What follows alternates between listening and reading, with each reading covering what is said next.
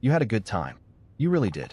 You laughed. You answered questions. You asked them back. You were present. And yet, the moment you walked through your own front door, something in you just exhaled. Like you'd been holding your breath for hours without knowing it. This isn't social anxiety. It isn't that you don't like people. It isn't that something is wrong with you. Your brain has simply been working very, very hard. And now it needs to rest. That's not a flaw.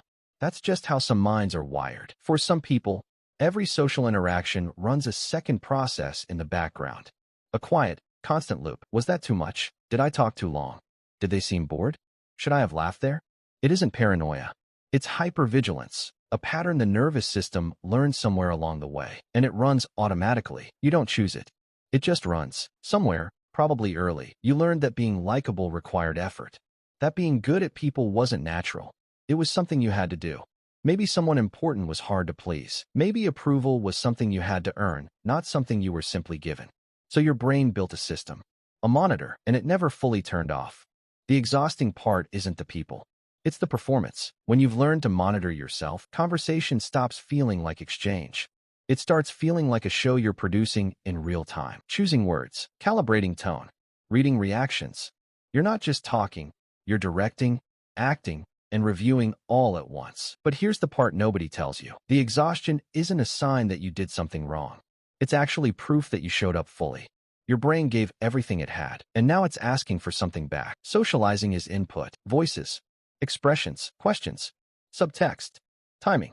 For some nervous systems, this is a lot of data to process simultaneously. Not impossible, just costly. The brain handles it, but it handles it at a price.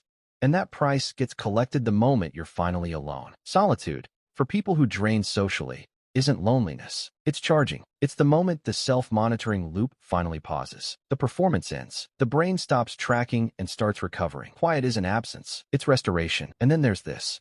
Without realizing it, some people shift slightly depending on who they're with. A little quieter here, a little brighter there. Not dishonest, just adaptive. The brain learns to shape itself to the room. It's a deeply social intelligence, but it costs something. Because to hold all those versions simultaneously, you have to hold yourself very carefully. Some people don't just observe others. They absorb them. The subtle stress in someone's voice, the shift in energy when a room changes, the unspoken thing underneath the conversation. This kind of attunement is a gift. It makes people feel truly seen by you, but it also means you're carrying more than just your own emotional weight every time you're with people. This doesn't stay the same forever. When you're young, the drain can feel confusing, like a flaw you can't explain. As you get older, something shifts. You start to recognize the feeling. You start to build around it. You stop apologizing for needing time alone. You start protecting it. The behavior doesn't disappear. It just becomes something you understand. You begin to learn your own edges. How much is enough? Which kinds of people fill you versus which ones flatten you? How long you can stay before you start to slip? This isn't withdrawal. It's self-knowledge. And self-knowledge,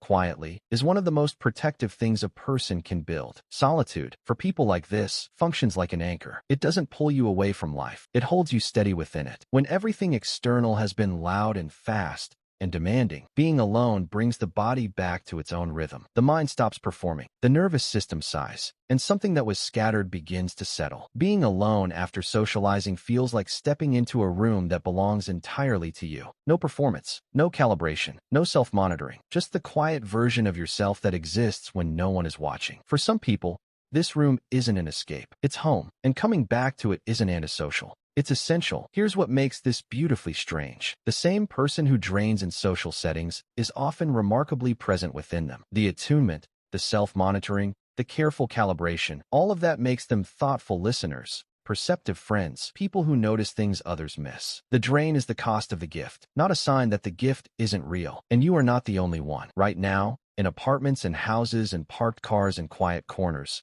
people just like you are sitting in the aftermath of connection. Not sad, not broken, just recovering, returning to themselves, filling back up. It's quieter than it looks from the outside, but from the inside, it feels like finally being able to breathe. You don't need to fix this. You don't need to become someone who never drains. You don't need to push further or stay longer or try harder. Your brain works the way it works. It gives what it gives, and then it asks to come home. Let it come home. That's not weakness. That's just knowing yourself, which, quietly, is one of the rarest things there is. You showed up, you connected, you gave what you had, and now you're here, quiet, recovering, exactly where you need to be.